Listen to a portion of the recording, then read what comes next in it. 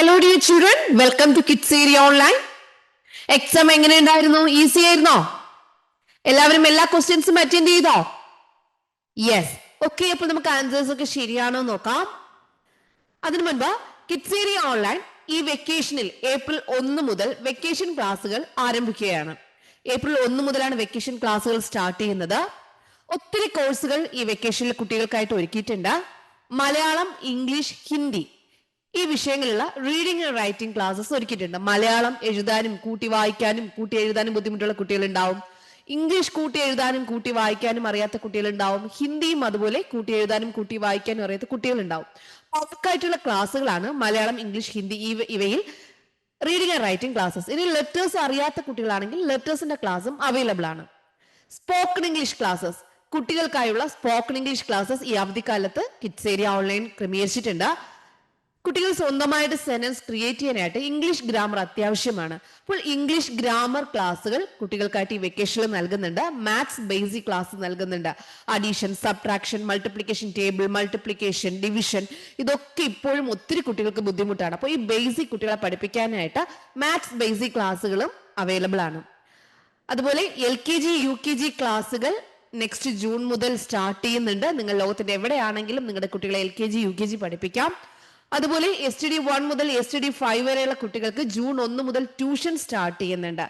June 1 മുതൽ ട്യൂഷനും start ചെയ്യുന്നുണ്ട്. അത് നിങ്ങളുടെ ഓർമ്മയിൽ വെക്കുക. എല്ലാ ക്ലാസ്സുകളും വരുന്നത് സൂമിൽ ലൈവായിട്ടാണ് ക്ലാസ് വരുന്നത്. നിങ്ങൾ ആബ്സെന്റ് ആവുന്ന ദിവസങ്ങളിൽ റെക്കോർഡ് ക്ലാസ്സുകൾ നിങ്ങൾക്ക് അയച്ചു തരുന്നതാണ്. നിങ്ങൾ ചെയ്യുവാനുള്ളത്, നിങ്ങൾക്ക് ഏത് ക്ലാസ് ആണോ ആവശ്യം അതിനായിട്ട് ഇവിടെ നൽകിയിട്ടുള്ള വാട്സ്ആപ്പ് നമ്പറിൽ മെസ്സേജ് അയച്ചാൽ മതിയാകും. 9746487799. ഒരിക്കൽ കൂടി പറയാം, 9746487799 ഈ വാട്സ്ആപ്പ് നമ്പറിലേക്ക് മെസ്സേജ് അയക്കേണ്ടതാണ്. 4ാം ക്ലാസ്സിലെ EVS ഇൻഡിപെൻഡന്റ് സ്കൂളിലെ ക്വസ്റ്റ്യൻ പേപ്പർ ആണ് കേട്ടോ. ഇൻഡിപെൻഡന്റ് സ്കൂളിൽ പഠിക്കുന്ന കുട്ടികളുടെ ക്വസ്റ്റ്യൻ പേപ്പർ ആണ്. HS സ്കൂളിലെ ക്വസ്റ്റ്യൻ പേപ്പർ നേരത്തെ ഇട്ടിട്ടുണ്ടായിരുന്നു. ഇത് ഇൻഡിപെൻഡന്റ് സ്കൂളിലെ കുട്ടികളുടെ ക്വസ്റ്റ്യൻ പേപ്പർ ആണ്. 4ാം ക്ലാസ്സിൽ ആദ്യത്തെ പ്രവർത്തനം സ്വാതന്ത്ര്യ സമരങ്ങൾ എന്നുള്ളതായിരുന്നു. സ്കൂൾ സാമൂഹ്യശാസ്ത്ര ക്ലബ്ബ് സംഘടിപ്പിച്ച ഇന്ത്യൻ സ്വാതന്ത്ര്യ സമര ചരിത്രത്തിലെ പ്രധാന സംഭവങ്ങളുടെ പ്രദർശനത്തിന് വേണ്ടി തയ്യാറാക്കിയ ചിത്രമാണ് താഴെ കൊടുത്തിരിക്കുന്നത്. ഇത് ഇന്ത്യൻ സ്വാതന്ത്ര്യ സമരവുമായി ബന്ധപ്പെട്ട ചിത്രമാണ്. ലോക മനസാക്ഷിയെ ഞെട്ടിച്ച ഈ സംഭവത്തെ കുറിച്ച് ഒരു കുറിപ്പ് തയ്യാറാക്കുക എന്നുള്ളതായിരുന്നു ആദ്യത്തെ ചോദ്യം. രണ്ടാമത്തത്, ചിത്ര പ്രദർശനം കണ്ട് തിരിച്ചെത്തിയ കുട്ടികൾക്ക് ടീച്ചർ നൽകിയ വർക്ക്ഷീറ്റ് ആണ് ചുവടെ നൽകിയിരിക്കുന്നത്. പൂർത്തിയാക്കാം. 1942 ഏപ്രിൽ 9 സംഭവം. പ്രവർത്തിക്കുക അല്ലെങ്കിൽ മരിക്കുക എന്നതായിരുന്നു മുദ്രാവാക്യം. ഇവിടുത്തത് ജാലിയൻ വാല ബാഗാണ് കേട്ടോ. ജാലിയൻ വാല ബാഗാണ്. ഓക്കെ, അപ്പോൾ ബിയില് അടുത്തത് 1942 ഏപ്രിൽ 9 സംഭവം. പ്രവർത്തിക്കുക അല്ലെങ്കിൽ മരിക്കുക എന്നതായിരുന്നു മുദ്രാവാക്യം. അപ്പോ ഏതായിരുന്നു അത്? Non corporative movement, non corporation movement ആയിരുന്നു ഇതിന്റെ 1942 ഏപ്രിൽ 9 നടന്നത്. പ്രവർത്തിക്കുക അല്ലെങ്കിൽ മരിക്കുക എന്നുള്ള മുദ്രാവാക്യം നോൺ കോർപ്പറേഷൻ മൂവ്മെന്റേതായിരുന്നു. അടുത്തത് ഖേഡ സമരം. ഖേഡ സമരം എന്ന് പറയുന്നത് 1918 ഗാന്ധിജി നയിച്ചതാണ്. നികുതിക്കെതിരെയാണ്. നികുതിക്കെതിരെ ഗാന്ധിജി 1918 നയിച്ച സമരമായിരുന്നു ഖേഡ സമരം. അപ്പൊ ഇത്രയും മനസ്സിലായിട്ടുണ്ടാവും. ഇതിൽ ആദ്യത്തത് ഈ ഞെട്ടിച്ച സംഭവം, ഇത് ജാലിയൻ വാല ബാഗിന്റെ ചിത്രമാണ് ഇവിടെ നൽകിയിട്ടുണ്ടായിരുന്നത്. ഓക്കെ, അടുത്ത ബി ക്വസ്റ്റ്യൻ ആദ്യത്തത് നോൺ കോർപ്പറേഷൻ മൂവ്മെന്റ് ആയിരുന്നു. രണ്ടാമത്തത് ഖേഡ സമരം, അതിൻ്റെത് 1918 ഗാന്ധിജി നയിച്ച നികുതിക്കെതിരെ നയിച്ച ആ സത്യാഗ്രഹമായിരുന്നു. ഓക്കെ, പ്രവർത്തനം 2 വാർത്താവിനിമയം. അതിൽ ഈ ക്വസ്റ്റ്യൻ, പഴയ കാലത്തെയും ഇന്നത്തെയും വാർത്താവിനിമയ ഉപാധികളെ കുറിച്ച് നമുക്കറിയാമല്ലോ. ഇന്ന് നാം കൂടുതലായി ഉപയോഗിക്കുന്ന 2 ഉപകരണങ്ങളുടെ ചിത്രങ്ങൾ താഴെ നൽകിയിരിക്കുന്നു. ഇവിടെ പ്രയോജനങ്ങൾ എഴുതുക. ഒന്ന് മൊബൈലും പിന്നെ ഒന്ന് TV-യും ആണ്. 2 വീതം എഴുതിയാൽ മതി. മൊബൈൽ എന്തായിരുന്നു? പ്രൊവൈഡ് നോളജ്, ഇൻഫോർമേഷൻ, പിന്നെ അതുപോലെ ഇൻഡിവിജ്വൽ കമ്മ്യൂണിക്കേഷൻ ആണ് മൊബൈല്. TV-യോ എന്റർടൈൻമെന്റ് പ്രോഗ്രാം ആണ് പ്രൊവൈഡ് ചെയ്യുന്നത്. പിന്നെ മാസ് കമ്മ്യൂണിക്കേഷൻ ആണ്, അതാണ് TV-യിൽ വരുന്നുണ്ടാവുക. ആദ്യകാലത്ത് വിവരങ്ങൾ കൈമാറാൻ ഉപയോഗപ്പെടുത്തിയിരുന്ന പക്ഷി ഏതാണ്? പ്രാവാണ് ശരി ഉത്തരം. പ്രാവാണ് ശരി ഉത്തരം. ഓക്കെ, പ്രാവാണ്. മൂന്നാമത്തെ പ്രവർത്തനം നോക്കാം. ശാസ്ത്ര പരീക്ഷണമാണ്. ഒരു ശാസ്ത്ര പരീക്ഷണത്തിനായി ടീച്ചർ ക്ലാസ്സിൽ കൊണ്ടുവന്ന സാധനങ്ങൾ ബലൂൺ, കുപ്പി, വെള്ളം, സ്ട്രോ, സോപ്പ് പെട്ടി, നൂൽ, പശ, സെലോ ടൈപ്പ്, കത്രിക, സ്കെയിൽ, ഗ്ലാസ് ഇവയാണ്.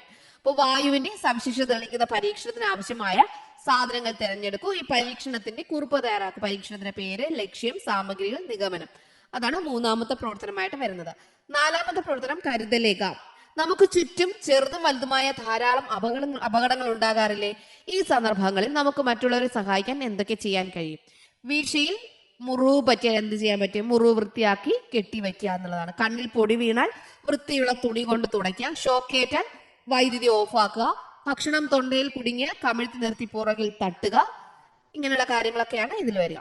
അപകടത്തിൽപ്പെട്ടയാൾക്ക് വൈദ്യസഹായം ലഭിക്കുന്നവരെ ചെയ്യുന്ന പരിചരണത്തിന് എന്തെന്ന് പറയുന്നേ? പ്രഥമ ശുശ്രൂഷ എന്ന് പറയും. പ്രവർത്തനം 5, ഇന്ത്യയെ അറിയാം. ഇന്ത്യയിലെ ഭൂപടം നിരീക്ഷിച്ച് ചുവടെ നൽകിയ സൂചനകളിൽ നിന്നും ഉത്തരം കണ്ടെത്തി അടയാളപ്പെടുത്തുക. അപ്പൊ ഒന്നാമത്തേത്, ഇന്ത്യയിലെ ഏറ്റവും വലിയ സംസ്ഥാനം. ഇന്ത്യയിലെ ഏറ്റവും വലിയ സംസ്ഥാനം രാജസ്ഥാനാണ്. ഇന്ത്യയിലെ ഏറ്റവും വലിയ സംസ്ഥാനം രാജസ്ഥാൻ. ഇന്ത്യയിലെ ഏറ്റവും വലിയ സംസ്ഥാനം രാജസ്ഥാനാണ്. രാജസ്ഥാൻ ഇതിൽ നിന്ന് കണ്ടെത്തി എഴുതുക. ഗുജറാത്തിന് മുകളിലാണ് രാജസ്ഥാൻ വരുന്നത്. ഇവിടെയാണ് രാജസ്ഥാൻ. ഓക്കെ. രണ്ടാമത്തെ ചോദ്യം, തമാശ ഏതു സംസ്ഥാനത്തിന്റെ കലാരൂപമാണ്? തമാശ. തമാശ എന്ന് പറയുന്നത് മഹാരാഷ്ട്രയുടെ കലാരൂപമാണ്. ഈ ഗുജറാത്തിന്റെ താഴെയാണ് മഹാരാഷ്ട്ര വരെ. ഗുജറാത്തിന്റെ മുകളിൽ വരുന്നത് രാജസ്ഥാനും ഗുജറാത്തിലെ താഴെ മഹാരാഷ്ട്ര. മഹാരാഷ്ട്രയാണ് തമാശ തമാശ ഏത് സംസ്ഥാനത്തെ കലാരൂപമാണ്. മൂന്നാമത്തത്, പഞ്ചനദികളുടെ നാട് എന്നറിയപ്പെടുന്നത്. പഞ്ചനദികളുടെ നാട് എന്നറിയപ്പെടുന്നത് പഞ്ചാബാണ്. പഞ്ചാബ് എന്ന് പറയുന്നത് രാജസ്ഥാന്റെ മുകളിലാണ് വരിക. ഇവിടെയാണ് പഞ്ചാബ് വരിക. രാജസ്ഥാന്റെ മുകളിൽ ഈ ഒരു ഭാഗമാണ്. ഇതാണ് പഞ്ചാബ് വരുന്നത്. പഞ്ചാബ്. ഓക്കെ. യക്ഷഗാനം, ബൊമ്മലാട്ടം തുടങ്ങി നിരവധി കലാരൂപങ്ങൾ. യക്ഷഗാനം, ബൊമ്മലാട്ടം ഏത് സംസ്ഥാനത്താണ്? കർണാടകയാണ്. യക്ഷഗാനം അതെല്ലാം കർണാടകയാണ്. അത് വരുന്നത് ഇതാണ് കർണാടക എന്ന് പറയുന്നത്. കേരളത്തിന്റെ ഒരു ഭാഗത്ത് കർണാടക. ഓക്കെ. ഇതാണ് കേരളത്തിന് മുകളിൽ കർണാടക. ലാസ്റ്റ്, കഥക് സ്വന്തം നൃത്തകലയായ സംസ്ഥാനം. രാജസ്ഥാന്റെ നേരെ വലതുവശത്ത് റൈറ്റ് സൈഡാണ് ഉത്തർപ്രദേശ് വരിക. ഇത് രാജസ്ഥാൻ. രാജസ്ഥാന്റെ നേരെ റൈറ്റ് ഇതാണ് ഉത്തർപ്രദേശ്. ഓക്കെ. അപ്പൊ ഇതായിരുന്നു അടുത്ത പ്രവർത്തനം. കഥക്ക് ഉത്തർപ്രദേശ് ഇപ്പൊ കാണിച്ചു. ഇനി ആറാമത്തെ നോക്കാം. ചിറകുള്ള കൂട്ടുകാർ. നമ്മുടെ ചുറ്റും നിരവധി പക്ഷികൾ ഉണ്ടല്ലോ. താഴെ കൊടുത്തിരിക്കുന്ന പക്ഷികളുടെ ശാരീരിക പ്രത്യേകതകൾ എഴുതുക. ഒന്നാമത്തത് താറാവ്. അറിയാം നമുക്ക്. വെബ്ഡ് ഫീറ്റ് ആണ്. പിന്നെ ബ്രോഡ് ബീക്കാണ്. അത് നമുക്കറിയാം. പരന്ന കാലുകളും അതൊക്കെ നമുക്കറിയാം. ചുണ്ടും അതൊക്കെ.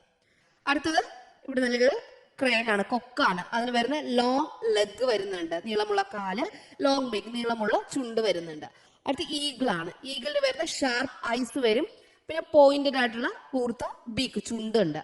തത്ത. തത്തയ്ക്ക് എന്ന് പറഞ്ഞാൽ ഹുക്ഡ് ബീക്കാണ് വരിക. അതാണ് തത്തയുടേത്. അപ്പോൾ താഴെ കൊടുത്തിരിക്കുന്നവയിൽ ദേശാടന കിളിക്ക് ഉദാഹരണം മഞ്ഞക്കിളിയാണ്. ദേശാടന കിളിക്ക് ഉദാഹരണം മഞ്ഞക്കിളിയാണ്. ഓക്കെ. അപ്പോൾ ഇതായിരുന്നു 4ാം ക്ലാസ്സിലെ ഇൻഡിപെൻഡന്റ് സ്കൂളിൽ പഠിക്കുന്ന കുട്ടികളുടെ ക്വസ്റ്റ്യൻ പേപ്പർ. എല്ലാവർക്കും എക്സാം എളുപ്പമായിരുന്നു വിശ്വസിക്കുന്നു. Okay children, bye bye. Thank you.